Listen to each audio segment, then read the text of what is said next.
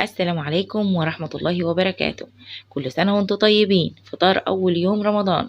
اللهم صل وسلم وبارك كده على سيدنا محمد. صلوا معايا على رسول الله.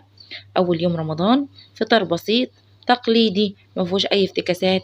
الناس بتعمل بط وبتعمل حمام وبتعمل حاجات كتير كده ملهاش أي 30 لازمة. الناس هي وصايمة بتبقى عايزة حاجة خفيفة كده. معدة طبعا طول اليوم فاضية، ما فيهاش أي أكل، مرتاحة. ما نجيش نروح مرة واحدة كده نخضها ونقول لها تعالي كلي بط وكلي محشي وكلي وكلي. هناكل الحاجات دي كل حاجة إن شاء الله في الأيام الجاية. بس نبدأ كده في فطار تقليدي. وما اكدبش عليكم، انا كنت في اليوم ده مضغوطه ضغطه ما يعلم بها الا ربنا. في اليوم ده حسيت الوقت ده بيجري بيتسرسب مني سرسبه فظيعه. بدات اعمل الفطار، وفجاه لقيت ان الانبوبه بتاعتي خلصت. طب الانبوبه فيها شويه، فحرام ان انا يعني اشيلها واحط واحده مكانها. دي شايفين كده ملقاة على الارض كده طريحه الارض. فقلت اتك عليها لغايه ما تخلص اللي فيها كله. حرام الدنيا غاليه ولازم ايه، نقتصد شويه. كانت يعني بصوا على الاخر على الاخر فيها شويه غاز صغننين كده، بس حبيت ان انا اخلص عليهم. فخلصت الاكل معايا، فطبعا طول على النار. فلحقت نفسي انا عملت اكل تقليدي. كنت في اليوم ده ناويه اعمل بامانه بط ومحشي. كان عندي كده بطايه كده غلبانه ومسكينه، جبت رقبتها فقلت اعملها اول يوم رمضان. فبعد كده قلت ايه خلاص، كنت ناوية على حاجة رحت على حاجة تانية خالص خالص.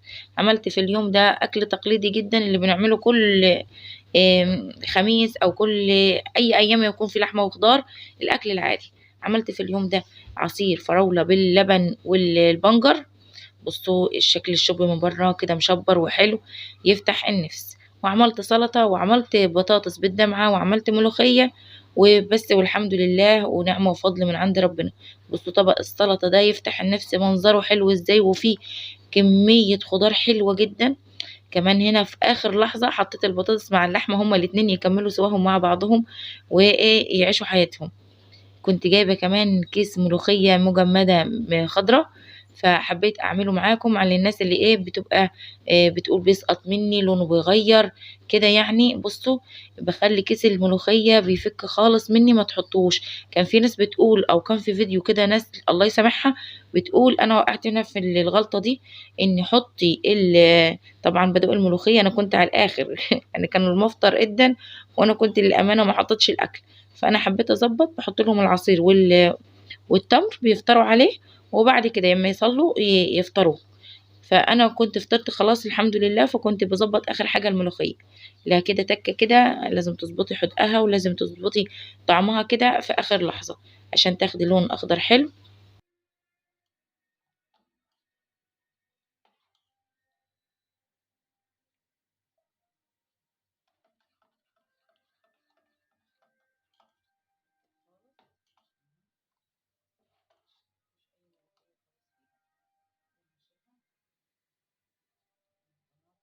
دي بصوا احنا بنستقبل رمضان كانه يوم من ايامنا العاديه، إلى جانب الطاعات والعبادات وتزويد العبادات والطاعات. وفي اليوم ده بنريح معدتنا من الأكل ومن الشرب ومن الحاجات دي كلها. عايزة أوريكم كمان نوع الملوخية دي، ملوخية مش بسمة. إيه، فبرضو كان طعمها حلو. ف يعني أنا كنت عايزة أكمل كلامي إن لازم نقتصد. مش لازم نجيب حاجات فوق طاقتنا وفوق مقدرتنا ونزنق نفسنا. في ناس يا جماعة بتستلف وبتتداين علشان تدخل شهر رمضان وتجيب حاجات أغلبها ما بتاكلهاش، اليميش والحاجات والمكسرات اللي بزيادة عن اللزوم. عايزة أقول لكم أنا ممكن ب10 جنيه فول سوداني وب10 جنيه جوز هند تمشي معاك مكسرات لآخر الشهر كحلويات. يعني من أول الشهر لآخر الشهر تمشي معايا المكسرات دي حلوة وجميلة وزي الفل. انا ولادي مش بيحبوا الزبيب ولا بيحبوا الحاجات الزياده دي. فبصوا يعني مشوا حالكم بالمستطاع واللي على قد مقدرتكم. ده شكل العصير، وكان التمر طبعا خدوا منه قبل ما ينزلوا. وكنت لسه ما حطيتش اي حاجه على الطبليه بتاعتي او السفره بتاعتي. فده الفطار بتاعنا. كل سنه وانتم طيبين. فطار بسيط وكنت حابة أقدم نموذج من فطاري في رمضان، وإن شاء الله بإذن الله كده هنزل لكم كل يعني أكل سفرة جديدة.